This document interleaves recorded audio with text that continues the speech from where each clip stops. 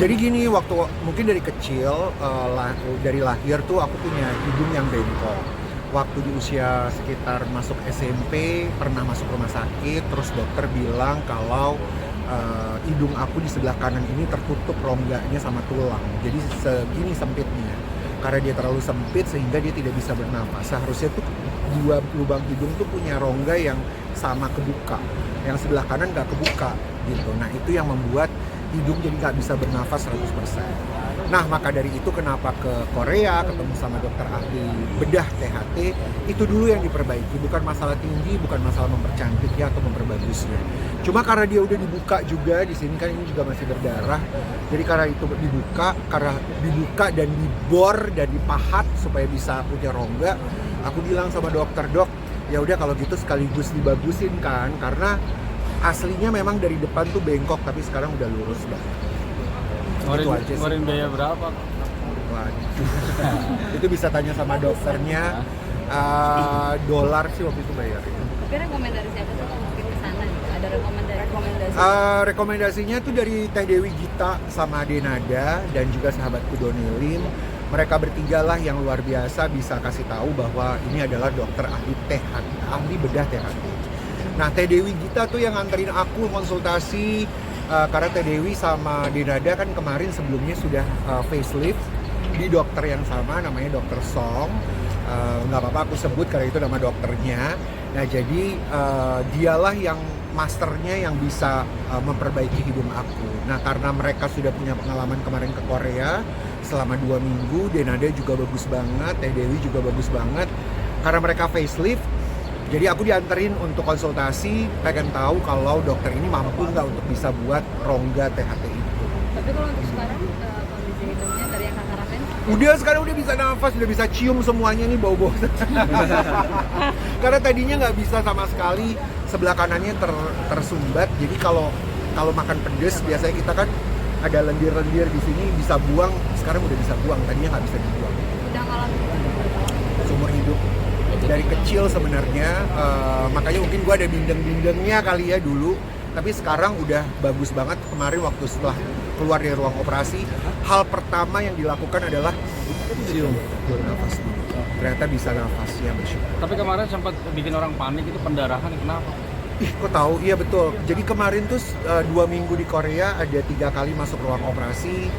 Yang pertama yang operasi besarnya, yang kedua pendarahan di bawah mata karena sempat dimasukin fat dari perut, jadi jahitannya kebuka, jadi keluar darah terus dari mata kayak nangis darah.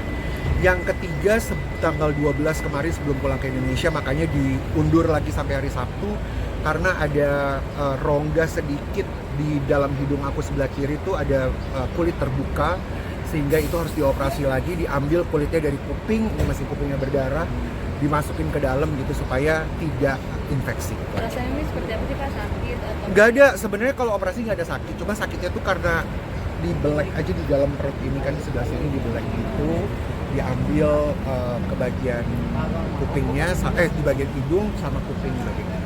Sebelumnya katanya ada bantuan dari Kak Devendrik juga. Betul, sahabat aku Devendrik anterin ke Korea karena yang kedua kali nggak pernah kepikiran mau melakukan operasi plastik di bagian hidung.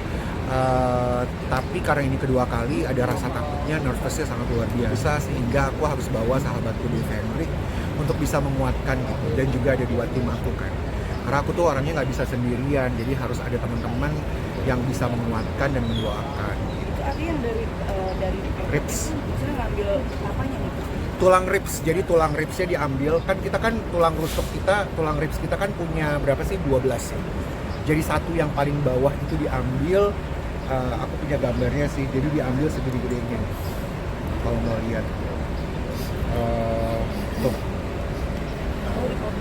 jadi diambil segini besarnya, terus dipotong-potong sama dokternya, kayak ditumbuk-tumbuk, terus ditaruh di bagian hidungnya supaya dia bisa kuat. Kak ini kan bukannya dibilang sama semua sama kayak Kak Igun. Ya aduh banyak banget. Tapi nggak apa-apa, aku seneng kalau disama-samain sama Igun. Orang Igun adalah sahabat aku, dia sama-sama berjuang kita dari muda. Kalau dibilang mirip sama Igun nggak apa-apa, nggak jadi masalah. Karena memang kita sama-sama berjuang sama-sama. Dibilang mirip Ya mirip semuanya deh, mudah-mudahan mirip rezekinya, mirip karirnya juga, mirip kalau dibilang mirip wajahnya nggak apa-apa, kita lahirnya dari dokter yang sama. Tapi Gitu. ternyata ini operasi yang pertama ini awalnya gagal ya Kak? Yang pertama di Turki bisa dikatakan gagal, tapi saya nggak bisa menyalahkan dokternya. Ya mungkin karena setiap orang punya pengalamannya masing-masing, tidak semua dokter bisa cocok ya sama kita. Saya nggak bisa salahkan dia, maka dari itu saya pilih yang kedua ini, nggak balik lagi ke sana karena dokternya juga mungkin sibuk banget, kurang responsifnya kurang banget, jadi sehingga aku pilihnya ya udah ke Korea aja.